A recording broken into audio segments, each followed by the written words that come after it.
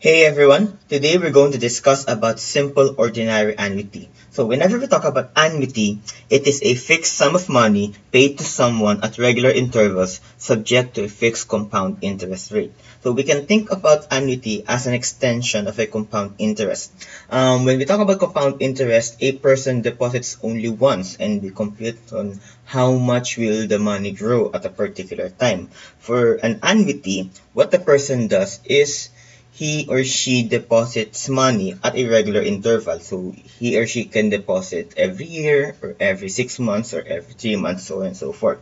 And those money will grow subjected to a compound interest. For example, there is an account that grows at a rate of 12% compounded annually at the end of 4 years. So at the beginning, the person deposits 20,000. At the first year, he deposits again 20,000 at the end of the first year. At the end of the second year, another 20,000. At the end of the third year, another 20,000. And on the fourth year, at the end of four years, he or she deposited 20,000 again. So he made 5 deposits, 5 20,000s. And this 20,000 is subjected to a compound interest for 4 years. So that will be 20,000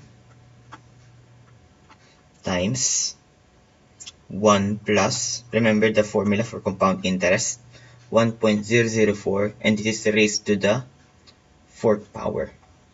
For the first year, we're going to have the same 20,000 and 1 plus 0.04, but in this case, it's only subjected for 3 years, 1, 2, and 3 years, since it's deposited after the first year. And the pattern goes on. For the second year, that year is only 2, and this one is 1, and this is 0. So we're going to add them all up, and that will be our money at the end of 4 years. So that's what ordinary annuity does. So we are going to compute for the entire money for the span of 4 years. Now, when payment is done on a definite duration, meaning that there's a specific time frame that we're going to have our payment, it is an annuity certain. If payment is indefinite, it is annuity uncertain. So we have different kinds of annuity. For today's discussion, we're going to have simple ordinary annuity. When we talk about simple annuity, the investment conversion or compounding period is equal on the same as the payment interval. So the compoundment is same with when we have our regular payments. And if the payment is done at the end of each payment interval, it is called ordinary annuity. That is our keyword there, at the end of each payment interval. So in computing for the annuity, we have to compute several things first. The first one is the interest rate per period. Now, this is represented as I. The interest rate per period is I is equal to R over K.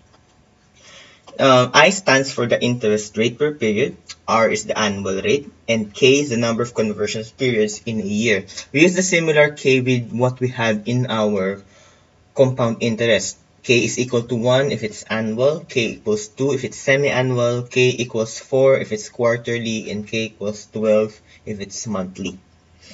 Also, we also have the total number of conversion periods. It is represented as N is equal to T times K. T is the number of years, and K is the number of conversion periods in a year. So there are two things that we can compute for simple ordinary annuity. We have the future value and the present value. Now, the future value of simple ordinary annuity is represented as P, which is the periodic payments, times the fraction 1 plus I. I is the interest rate per period, raised to N. N is the total number of conversions period, minus 1 over I. So we're going to use this formula when we deal with the future value of simple ordinary annuity. We also have what we call the present value.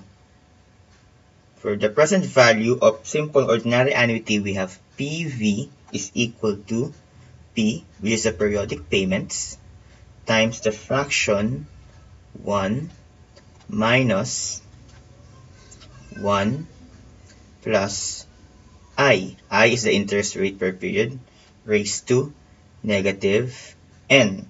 N is our total number of conversions per period, and divided by I. So we have the future value and the present value. The difference between the two is that in a future value, the money will be taken at a future time, while in the present value, the money is taken out today already and the payment is done after it's been taken out. So normally we would see future value for interest and investments, etc., while for the present value we'd mostly see this in loans. So let's have an example here. Let's say 5,000 is deposited at the end of each year on an account that has an interest of 8% compounded annually. How much money will there be after 5 years? So the first thing that we're going to do here is we're going to solve first for the interest rate per period. So the interest is R over K. Take note that R is our percentage, our annual rate, and in this case, R is equal to 8%, which is equal to 0.08. And K in the number of compoundments, and remember that it's compounded annually, so K is equal to 1 since it's compounded annually. Now I is equal to 0.08 over 1, and this is equal to 0.08. So this is the value of I that we are going to use. As for the N, we're going to have this. N is equal to T times K. So T is our time here. The money will be, we're gonna withdraw the money after 5 years, so that's 5 times the number of compoundments, which is annual, which is equal to 1. So N therefore is equal to 5. So we have these two values here. I is equal to 0.08 and N equals 5. So let's compute now for the future value. The future value, let us remember, this is equal to the periodic payments times 1 plus I raised to N minus 1 all over I. Now, the periodic payment is 5,000 times, this is 1 plus 0.08 raised to N. Sorry, N would be 5 minus 1 all over 0.08. So we are going to use our calculator here to solve for this one, since it's rather difficult to do it by hand. So we add first the 1 plus 0.08, that's 1.08 raised to 5. Let's subtract it to 1, divide it to 0.08, and multiply it to 5,000. So the value for the future value is 29,333 pesos. You check it using your calculator and see if you're able to get the answer, get the same answer. Okay, let's have another example here. Let's say that a loan is borrowed today by a company. It will be repaid every quarter for 3 years by paying 8,000 at the end of each quarter at an interest rate of 3.5%, compounded each quarter. How much is the loan? So the money that we're going to deal with is taken today. So this is a present value. So let's solve for I first. I is equal to R over K. Take note that the interest rate is 3.5. So R is equal to 3.5%, which is equal to 0.08. 0.35. And since this is done quarterly, K is equal to 4. Also, we have N. N is equal to T times K. So time times the number of conversion periods. And since they're gonna end at the end of 3 years, so T is equal to K, and it is per quarter, so 3 times 4. Therefore, N is equal to 12. So we have I as, wait, we haven't solved for I first. So 0.035 divided by 4 is equal to 0.00875. So this is the value of I that we're going to use, and this is the value of N we are going to use.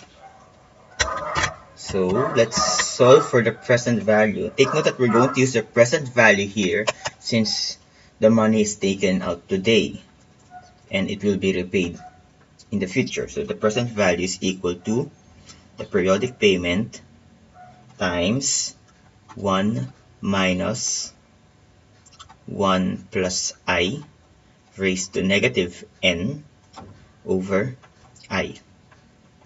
So the present value, the periodic payment rather, is 8,000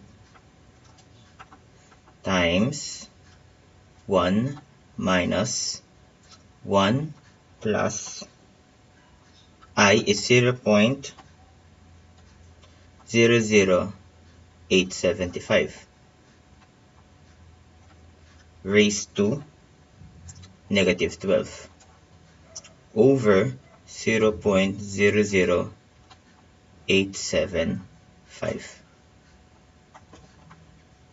So we're going to use our calculators to solve for this one. So let's start first by adding this, raise it to negative 12, then subtract 1 minus this value divided by 0.0875 times 8,000. A word of advice, please do not enter the values, all of the values at the same time on your calculator, because sometimes your calculator might get confused and it may give you the incorrect answer.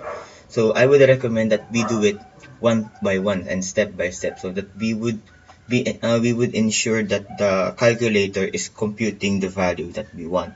So let's not do it all at the same time. Let's do it one by one. Let's start first by following the PEMDAS rule. So parentheses first and exponent. Then we just follow that pattern, and let's not compute it all at the same time. So using our calculator, the value would be